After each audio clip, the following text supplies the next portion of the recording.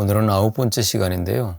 2장과 3장에 걸쳐서 기록되어져 있는 7교회에게 보내는 편지의 내용이 어떻게 되어지는가를 알아보기에 앞서서 우선 구조가 어떻게 되어져 있는지, 먼저 그 7개 교회에게 보내는 편지를 이해하는 데 있어서 중요한 내용이기 때문에 먼저 그거를 살펴보고 들어가도록 하겠습니다. 7교회의 사자에게 편지를 보내시는데, 7교회는 지상에 존재하는 전체 교회를 상징한다고 말씀드렸잖아요. 그러니까 우리 주님이 2000년 전에 핏값으로 세우셔서 지금까지 존재해 왔고, 지금 현존하고 있고, 우리 주님이 오시는 그날까지 앞으로 있을 교회들에게 공이 보내시는 편지다라고 이해를 하시면 되겠습니다. 반면에 에스겔서 25장부터 32장까지의 내용을 보면 에스겔 선지자를 통해서 하나님께서 7족속에게 보내는 편지가 있어요.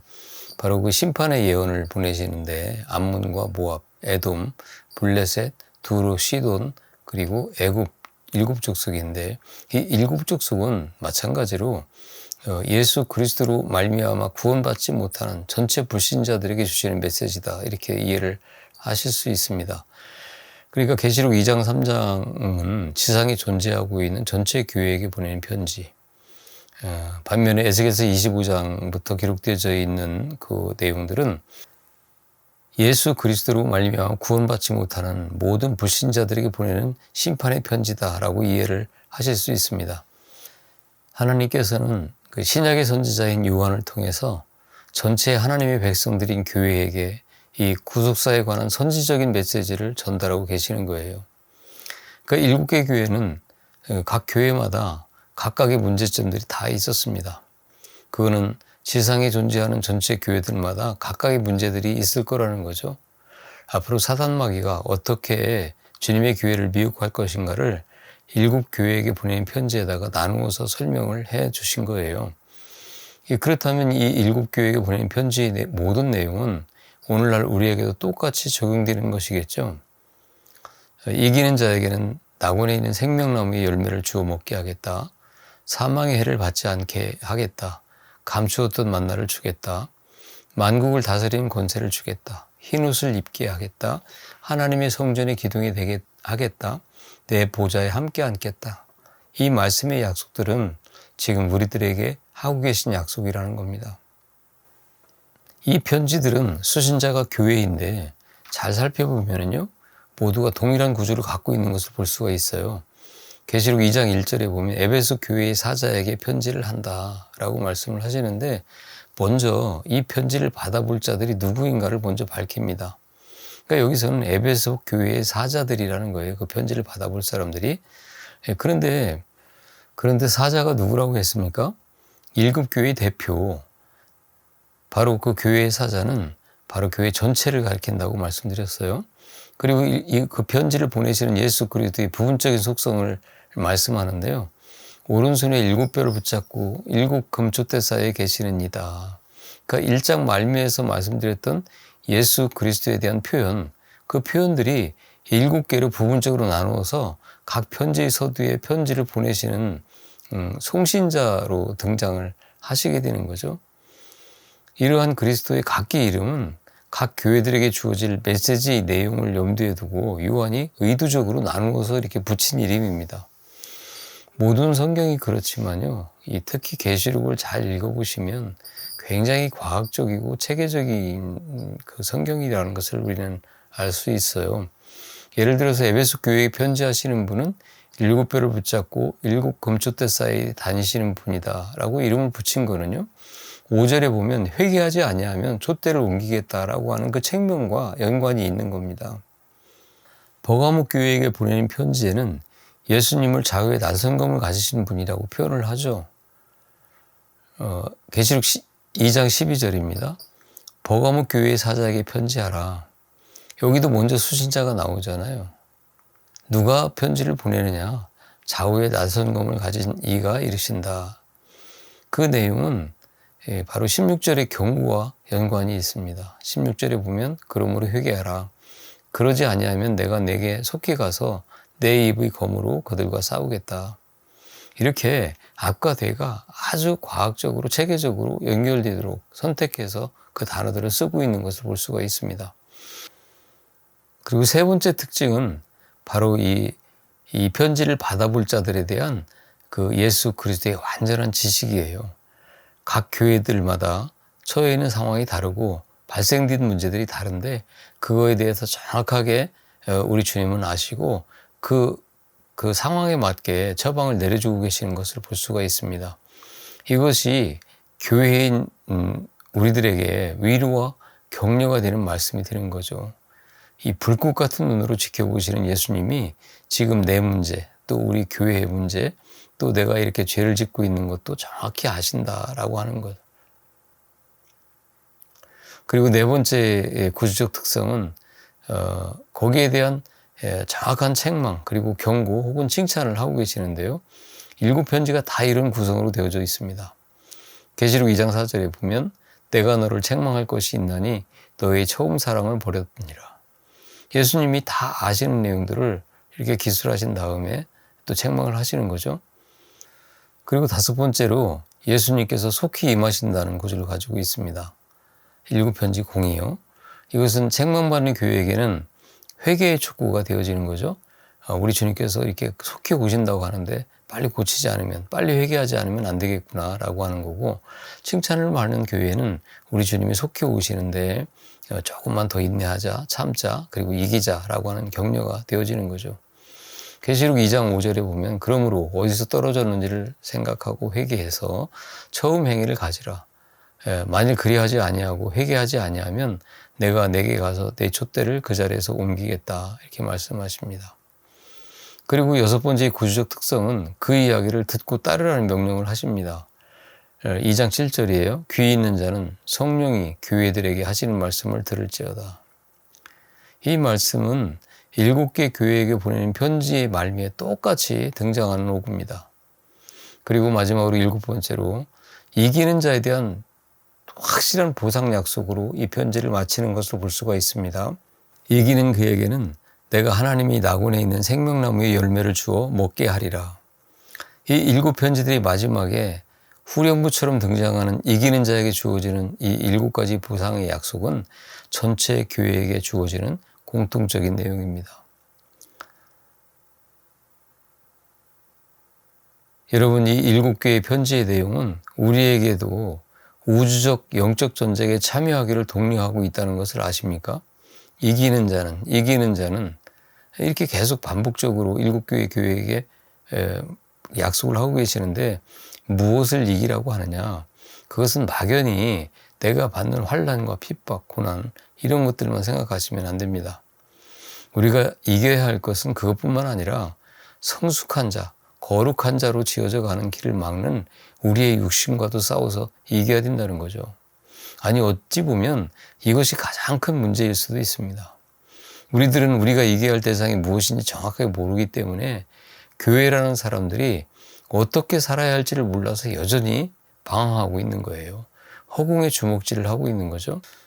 여러분, 우리가 그 싸움에서 이겨서 얻는 유익이 무엇이겠어요? 육신의 편안함, 부, 그리고 명예, 건강, 행복 뭐 그런 거겠습니까? 아닙니다. 여러분의 바로 거룩이에요. 이 한 가지를 위해서 하나님은 그렇게 역사를 하시는 거죠. 하나님의 백성들이 거룩하게 만들어져 가는 데 있어서 방해가 되는 모든 것들과 싸워서 이겨야 한다는 거죠. 때로는 여러분을 교만하게 하는 부와 명예와도 싸워야 되고요. 또는 안일하게 하는 여러분의 행복과도 싸워야 됩니다. 이런 것들이 여러분의 거룩을 방해한다면 싸우시고 버리시고 이겨야 된다라고 말씀을 하고 있는 거예요. 이 에베소 교회뿐만 아니라 나머지 7교회는 칭찬도 받고 꾸중도 듣게 되는데 그 꾸중의 내용을 보면 니골라, 발람, 이세벨과 같은 그런 이단들의 가르침을 따르는 거를, 그리고 도덕과 윤리적이기만 한 그 교회들의 그 모습, 이런 것들이 바로 교회가 직면하게 되는 어떤 유혹이나 핍박에 의해서 타락하는 모습들이죠. 여러분, 이런 공격은 누구로부터 오는 겁니까? 그것은 모두 다 사탄 마귀의 괴계인 거죠. 사단은 하나님께서 왜 이 세상을 창조하셨는지를 너무나도 잘 압니다. 하나님은 하나님 나라의 완성, 즉 하늘에 있는 것이나 땅에 있는 모든 것들이 예수 그리스도를 머리로 예수 그리스도 안에서 재통일되게 하기 위해서 세상을 창조하셨다고 말씀하시죠. 에베소 1장 10절에 하늘에 있는 것이나 땅에 있는 것이 다 그리스도 안에서 통일되게 하려 하심이라. 그 재통일이라는 것은 모든 피조물들이 하나님이 창조 질서 아래에서 하나님께 순종하고 하나님의 영광을 반사해내는 것이 천지창조의 목적인데요. 그런데 인간의 타락으로 말미암아 하나님이 뜻하심 안에서, 이 말씀을 염두에 잘 두셔야 돼요.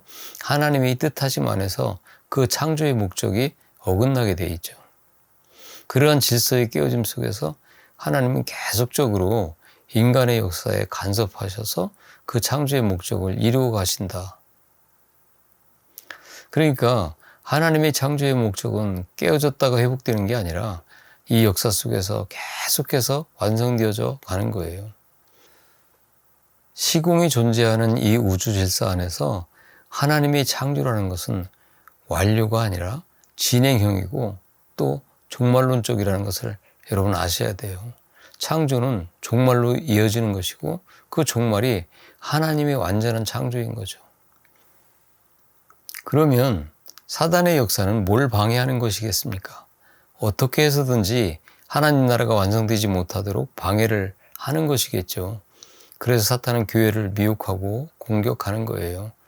계시록에서 7교회가 공격을 받는 모습은 바로 현재 지상에 있는 교회를 비롯한 전체 교회가 사단 마귀로부터 어떤 공격을 받게 될 것인가에 대한 말씀입니다. 그리고 그 공격에 대해서 어떻게 하면 교회가 변질되지 않고 방어해서 이길 수 있는지에 대해서 아주 친절하게 설명을 해 주신 거예요. 그리고 우리는 이 계시록 2장 3장을 잘 보시면 어떤 교회들이 가짜 교회인지 분별할 수가 있습니다. 주님께서 경고하고 책망하신 모습으로 가면서도 끝까지 회개하지 않는 교회들은 모두 가짜라는 거죠. 이 7교회에게 보낸 편지에 나타난 모든 것들은요, 종말에 일어날 일들이죠. 그런데 계시록을 잘못 해석한 사람들이 종말은 아직 우리에게 닥치지 않은 먼 장래의 일로 생각하고 또 그렇게 가르칩니다. 그래서 우리가 싸워야 할 그 영적 전투는 아직 우리에게 닥치지 않은 것으로 안일하게 생각을 해요. 절대 아닙니다, 여러분. 종말은 예수 그리스도께서 십자가에서 죽으시고 부활하신 그날부터가 종말입니다. 지금 우리들은 종말을 살고 있으며 지금 싸워야 되는 거예요. 지금 이 순간에도 적그리스도는 끊임없이 우리를 공격하고 있고 우리들의 악한 습관 또한 우리들의 거룩을 방해하고 있습니다.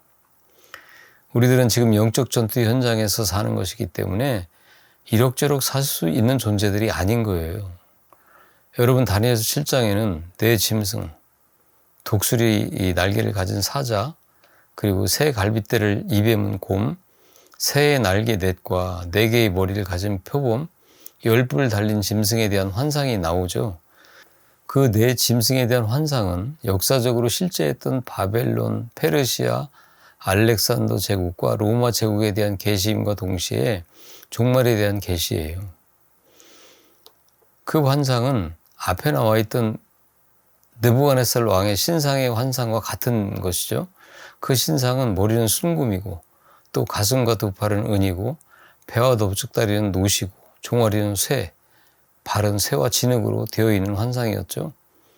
그건 역시 마찬가지로 역사적으로 실제했던 나라들에 대한 내용이었고 그것으로 상징된 역사의 종말에 대한 계시였어요.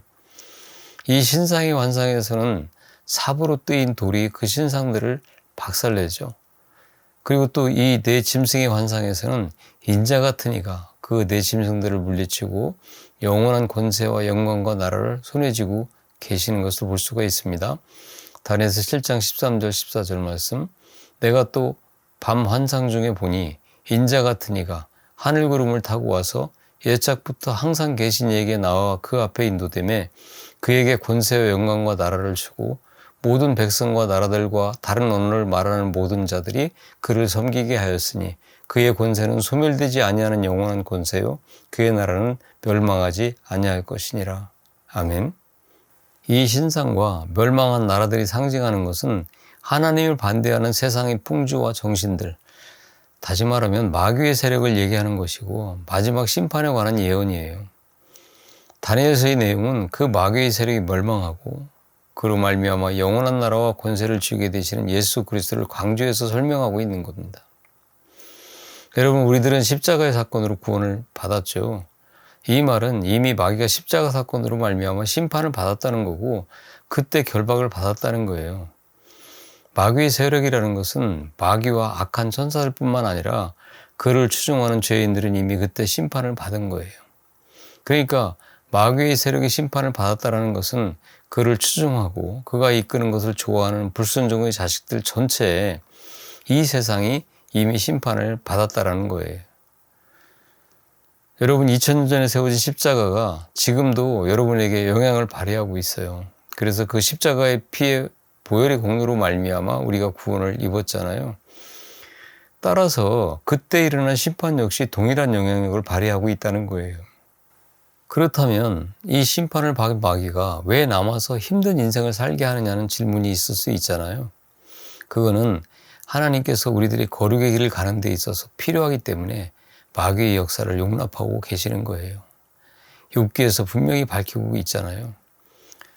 그렇게 싸워서 하나님의 백성답게 살아가는 것을 훈련하게 하시는 거예요. 초대교회 때는 네로를 적그리스도라고 생각했어요. 2차 대전 때는 히틀러가 적그리스도라고 생각을 했습니다. 그들은 커다란 정치 세력을 가지고 하나님을 반대하고 예수 그리스도를 부인했으니까 그들은 분명히 적그리스도였습니다. 그러나 그 사람뿐만 아니라 교회 시대 전체를 통해서 예수 그리스도의 신성을 부인하고 그분의 십자가를 모독하고 그분과의 연합으로 말미암아 구원을 받게 되는 복음을 왜곡하고 구원받은 하나님의 백성들이 거룩한 삶을 방해하는 모든 세력들이 적그리스도라고 하는 겁니다. 그러니까 오늘날 잘못 가르치고 있는 교회의 지도자들도 뭐겠습니까? 적그리스도라고 하는 거예요. 여러분들은 그런 것들과 싸우시고 이기셔야 하는 겁니다. 주님은 분명히 말씀하십니다. 요한일서 4장 1절 말씀이죠. 사랑하는 자들아, 영을 다 믿지 말고 오직 영들이 하나님께 속하였나 분별하라. 많은 거짓 선지자가 세상에 나왔음이라. 그렇다면 어떻게 분별합니까? 요한복음 17장 3절 말씀이에요. 영생은 곧 유일하신 참 하나님과 그가 보내신 자 예수 그리스도를 아는 것이다. 하나님과 예수 그리스도를 알므로 말미암아 분별할 수가 있습니다. 우리는 적그리스도를 아직 오지 않은 마지막 아마겟돈 전쟁을 준비하는 어떤 인격체로만 생각을 하고 있습니다. 그러면서 정작 지금 현재 우리가 싸워야 할 싸움을 애써 외면하고 있죠. 아닙니다, 여러분. 적그리스도는 지금 여러분이 싸워서 이겨야 할 여러분 안의 육신이며 세상적인 풍조, 또 정신이고 실존하는 마귀의 세력 모두를 적그리스도라고 하는 거예요. 이 현실을 직시하셔서 마귀의 세력과 싸워서 이기시는 여러분 되기를 예수 이름으로 축원합니다.